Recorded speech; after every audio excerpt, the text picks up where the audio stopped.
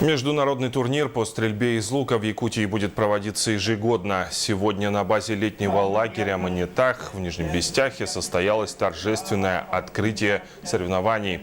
На огневой рубеж вышли ведущие спортсмены из Южной Кореи, Дании, Германии, Казахстана, Белоруссии, Турции, Бурятии и Якутии. Также отметили десятилетие создания летнего лагеря, открытие лукодрома. Единственного в своем роде в России такой лукодром имеется только в Южной Корее.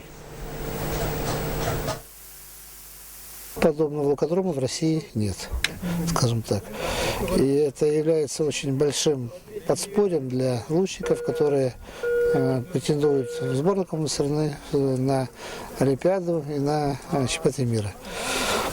Что касается отбора на Олимпийские игры, женская команда завоевала лицензии, путевки, они стали чемпионами мира в городе Копенгаген в августе 2015 года. А мужской команде еще предстоит выполнить эту задачу, это возможно на отборочных соревнованиях.